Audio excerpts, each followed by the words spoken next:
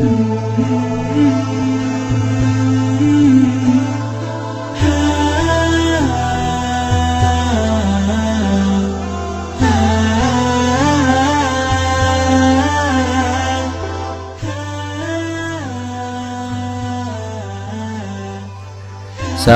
warahmatullahi wabarakatuh. Bismillahirrahmanirrahim. Alhamdulillahirrahmanirrahim. Berjumpa kembali dengan kami berbagi ilmu. Kali ini kami akan mengangkat sebuah kisah seorang pemuda yang mati syahid, yaitu bernama Dzulaibid. Pada masa Rasulullah di Madinah tinggallah seorang pemuda yang bernama Dzulaibid. Dia dikenal sebagai pemuda yang baik di kalangan para sahabat. Juga dalam hal ibadahnya, beliau termasuk orang yang rajin dan taat beribadah. Dari sudut ekonomi sebenarnya Dzulaibid tergolong bercukupan. Sebagai seorang yang telah dianggap mampu, ia hendak melaksanakan sunnah Rasul, yaitu menikah. Beberapa kali ia meminang gadis di kota itu, namun selalu ditolak oleh pihak orang tua ataupun sang gadis sendiri dengan berbagai alasan. Akhirnya pada suatu pagi ia menumpahkan kegalauan tersebut kepada para sahabat Rasulullah SAW yang terdekat. Para sahabat pun berucap, "Coba engkau temui langsung baginda Rasulullah SAW, semoga engkau mendapatkan jalan keluar yang terbaik bagimu." Dzulaibid, nasihat para sahabat. Dengan tidak lama-lama Dzulaibid kemudian pergi ke Rasulullah SAW dan mengutarakan semua isi hatinya kepada baginda Nabi. Sampainya di sana, baginda Nabi Rasulullah SAW pun tersenyum dan berkata, "Begini saja Dzulaibid, maukah engkau saya nikahkan dengan putri si Fulan? Seandainya itu adalah saran darimu ya Rasul, saya terima ya Rasul. Tapi putri si Fulan itu kan terkenal akan kecantikannya dan kesolehannya. Dan hingga kini ayahnya selalu menolak lamaran dari siapapun." Rasulullah pun bersabda, "Katakanlah, aku yang mengutusmu, Dzulaibid." Dzulaibid pun menjawab, "Baiklah ya Rasul." Dan Dzulaibid pun bersegera bergegas pergi ke rumah si Fulan. Sesampainya di rumah si Fulan, Dzulaibid disambut sendiri oleh si Fulan. "Ada apa Anda kesini? Ada keperluan apakah hingga Anda datang ke rumah saya?" kata si Fulan. Dzulaibid pun menjawab, "Rasulullah SAW yang mengutus saya ke sini. Saya hendak meminang putri Anda."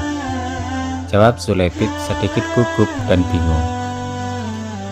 "Wahai anak muda, tunggulah sebentar, akan saya tanyakan kepada putriku," kata si Fulan.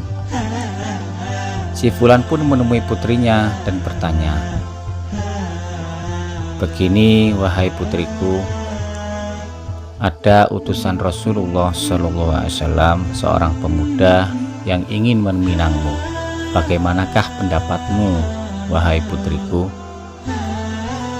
Putrinya pun menjawab, "Ayah, jika memang ia datang karena diutus oleh Rasulullah SAW, maka terimalah lamarannya, dan aku akan ikhlas menjadi istrinya. Karena aku yakin Rasulullah selalu membawa keberkahan dan keindahan." Akhirnya tanpa lama-lama, pagi itu juga pun dilaksanakan pernikahan yang sederhana. Dzulaibid pun segera memboyong istrinya ke rumah. Belum lama berbincang-bincang dengan istrinya di dalam rumah, tiba-tiba ada pengumuman perang, pengumuman berjihad. Dzulaibid pun diam sejenak. Dia pun berpikir, tetapi istrinya tahu ada apa. Dzulaibid pun berkata, "Duhai istriku yang senyumannya menancap hingga ke relung hatiku, demikian besar tumbuhnya cintaku kepadamu. namun panggilan Allah untuk berjihad melebihi semua kecantikanmu. Aku mohon keridhaanmu sebelum keberangkatanku ke medan perang. Kiranya Allah mengetahui semua arah jalan hidup kita ini. Aku mengharapkan ridhomu dan ikhlasanmu. Istrinya pun menjawab, pergilah suamiku, betapa besar pula tumbuhnya kecintaanku kepadamu. Namun hak yang maha kuasa, yang maha adil lebih besar kepemilikannya terhadapmu, terhadap kita. Doa dan ridhoku menyertaimu. Zulaibid pun lalu bersiap dan bergabung bersama tentara muslim menuju ke medan perang. Gagah berani ia mengayunkan pedangnya, berkelebat, berdesing hingga beberapa orang musuh pun tewas di tangannya. Ia bertarung dengan gagah terus maju sambil senantiasa mengumandangkan kalimat takbir, Allahu Akbar, Allahu Akbar. Ketika sebuah anak panah dari arah depan tak sempat dihindarinya, menancap tepat di depan dada Zulaibid. Zulaibid terjatuh, berusaha menghindari anak panah yang lain yang berseliweran hingga pun ia terkena lagi, dan akhirnya ia pun roboh di atas tubuh para musuh-musuhnya. Zulaibid terkulai, sesak napasnya, tak beraturan, pedangnya pun mulai terlepas dari tangannya. Sambil bersandar di antara tumpukan korban, ia merasa panggilan Allah sudah begitu dekat. Terbayang wajah kedua orang tuanya yang begitu dia sayangi. Teringat akan masa kecilnya bersama saudara-saudaranya. Berganti bayangan wajah Rasulullah yang begitu dihormatinya, dijunjung dan dikaguminya, hingga akhirnya bayangan rupawan istrinya yang baru menikah tadi pagi. Senyumnya begitu manis menyertainya tatkala itu ia berpamitan. Wajah cantik itu demikian sejuk memandangnya sambil mendoakan detik demi detik. Syahadat pun terucap dari bibir Zulaibid. Perlahan-lahan matanya mulai memejam, senyum menghiasinya. Zulaibid pun akhirnya pergi menghadap Ilahi, gugur sebagai syuhada. Saat itu pun Rasulullah dan para sahabat mengumpulkan syuhada yang sudah gugur dalam medan perang tersebut. Di antara para mujahid tersebut ternyata terdapatlah tubuh Zulaibid yang telah bersandar di tumpukan mayat emas.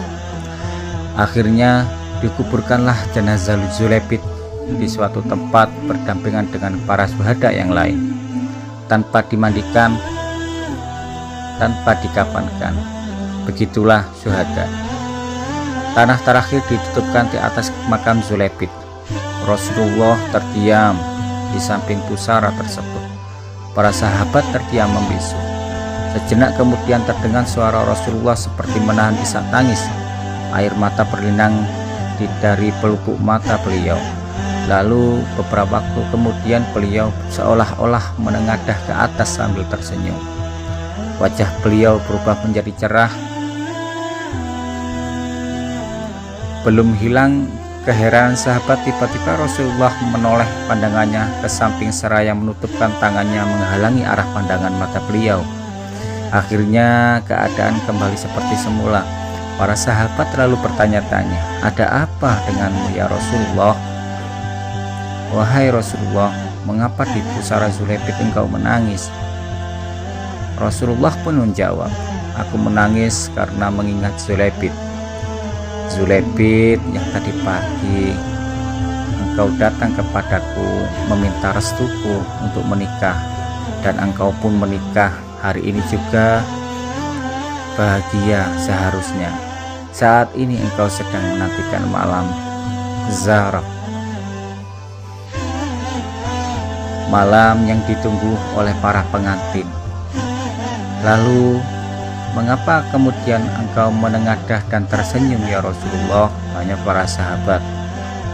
Aku menengadah karena kulihat beberapa bidadari turun dari langit dan udara menjadi wangi semerbak, dan aku tersenyum karena mereka datang hendak menjemput Zulebit. Dan lalu mengapa kemudian engkau memalingkan pandangan dan menoleh ke samping ya Rasul? Tanya para sahabat lagi. Aku mengalihkan pandangan menghindar karena sebelum kulihat saking banyaknya bidadari yang menjemput Zulebit, beberapa di antaranya berebut memegangi tangan kaki Zulebit hingga dari salah satu gaun dari bidadari tersebut ada yang tersingkap betisnya. Aku pun malu. Begitu indahnya akhlak Rasulullah.